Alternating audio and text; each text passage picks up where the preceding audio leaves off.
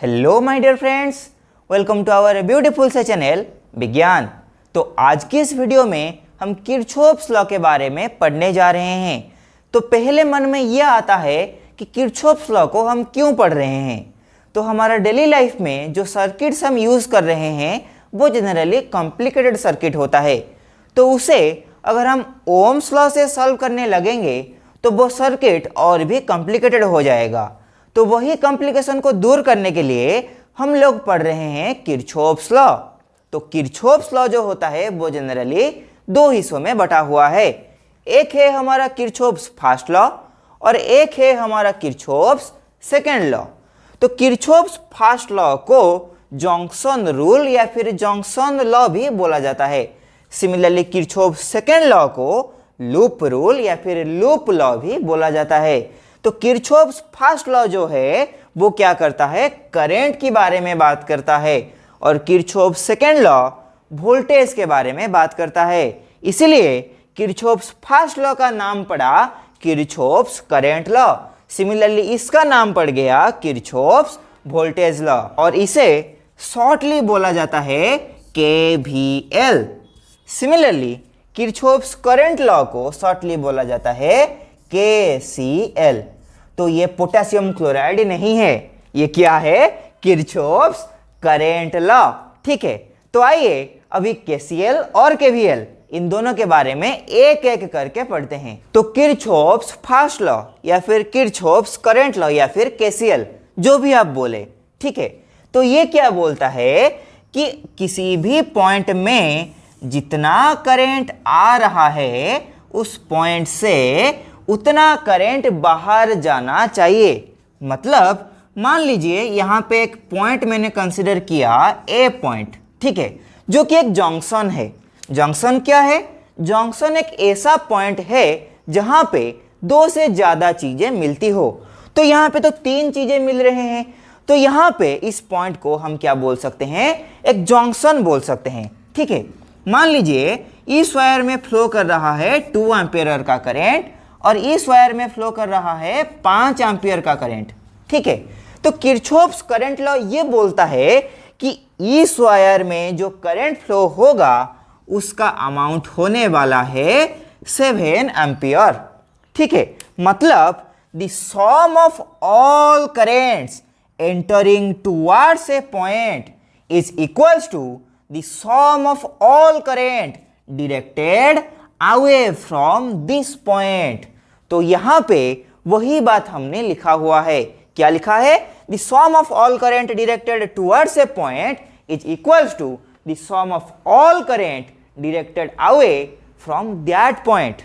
तो ये था हमारा 3 वायर वाला जंक्शन।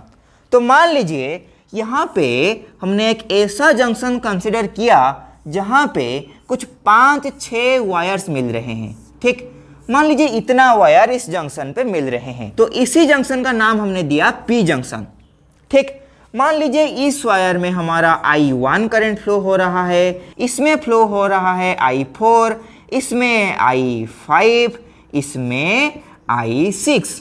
ठीक है, तो यहां पे क्या होगा, sum of all currents entering towards a point will be equal to the sum of all current directed away from this point. तो यहां पे ध्यान दीजिए कि कितना करंट इस पॉइंट के ओर आ रहे हैं। जो करंट इस पॉइंट के ओर आ रहे हैं उनका नाम है I1, I2, I3 and I6। ठीक, तो इस पॉइंट से जो करंट बाहर जा रहा है उसका नाम क्या है, I4 और I5। तो किरचॉफ्स करंट लॉ ये बोलता है कि जितना करंट एक पॉइंट पे मिल रहे हैं उतना ही करंट वो पॉइंट से जाना चाहिए। मतलब यहां पे ना तो किसी तरह का करंट रुकना चाहिए, ना तो किसी तरह का करंट यहां पे डेवलप होना चाहिए। मतलब ये जो लॉ है ये हमारा कंजर्वेशन ऑफ चार्ज पे बेस्ड है। मतलब क्या, कंजर्वेशन ऑफ चार्ज। तो किरचॉफ्स फर्स्ट लॉ जो है वो कंजर्वेशन ऑफ चार्ज पे बेस्ड है। तो कंजर्वेशन ऑफ चार्ज क्या है? Charge can neither be created और नॉर बी डिस्ट्रॉयड। तो यहां पे वही बात को घुमा फिरा के बोल रहे हैं, मतलब charge per unit time entering towards a point will be equal to the sum of charge per unit time directed away from that point. Charge per unit time क्या होता है? यही तो करंट है। तो इसीलिए ये जो लॉ है ये कंजर्वेशन ऑफ चार्ज पे बेस्ड है। ठीक, तो यहां पे खत्म होता है हमारा केसीएल यानी पोटेशियम क्लोराइड, नहीं, हमारा किरचॉफ्स करंट लॉ। तो फिर बात करते हैं हमारा किरचॉफ्स वोल्टेज लॉ के बारे में। तो किरचॉफ्स वोल्टेज लॉ को बहुत ही अच्छे से समझने के लिए हमें पहले समझना होगा कि क्लोज्ड लूप क्या होता है, क्योंकि किरचॉफ्स वोल्टेज लॉ जो होता है वो सिर्फ और सिर्फ हमारा क्लोज्ड लूप के लिए ही एप्लीकेबल है। मतलब अगर क्लोज्ड लूप हमारे पास नहीं है तो हम किरचॉफ्स वोल्टेज लॉ को नहीं लगा सकते। ठीक, तो यहां पे हमने क्लोज्ड लूप को कंसीडर किया हुआ है जिसमें हमने एक सेल लगाया हुआ है जो कि अपने दोनों पॉइंट के बीच में भी पोटेंशियल को डेवलप कर रहा है। यहां पे एक रेजिस्टर हमने लगाया हुआ है जिसका रेजिस्टेंस है R1 और यहां पे एक और रेजिस्टर लगा हुआ है जिसका नाम है R2। तो रेजिस्टर को ऐसे या फिर ऐसे दोनों तरह से रिप्रेजेंट किया जा सकता है। ठीक, तो यहां पे क्या होगा? यहां पे अगर हम एक वोल्ट मीटर को कनेक्ट करेंगे, ठीक है, यहां पे ऐसे एक वोल्ट मीटर लगाया, फिर यहां पे एक वोल्ट मीटर लगाया। वोल्ट मीटर क्या करता है? पोटेंशियल डिफरेंस को मेजर करता है।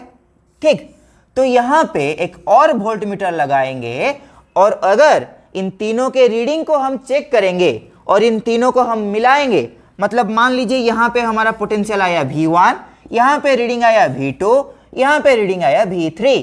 तो यहां पे अगर इन तीनों को हम जोड़ेंगे, मतलब क्या, V1 plus V2 plus V3 करेंगे तो हमारा आंसर ऑलवेज हमेशा 0 होने वाला है। तो यही बात क्या है? Kirchhoff's voltage law. In short हम ये बोल सकते हैं the algebraic sum of all the potential differences in a closed loop और क्लोज्ड सर्किट इज ऑलवेज 0। तो आई होप केसीएल और केवीएल इन दोनों के बारे में आपको बहुत ही अच्छे से पता चल गया है। तो अभी के लिए बस इतना ही। तो ऐसे ही एक और इंटरेस्टिंग टॉपिक के साथ मिलते हैं हमारा नेक्स्ट वीडियो में।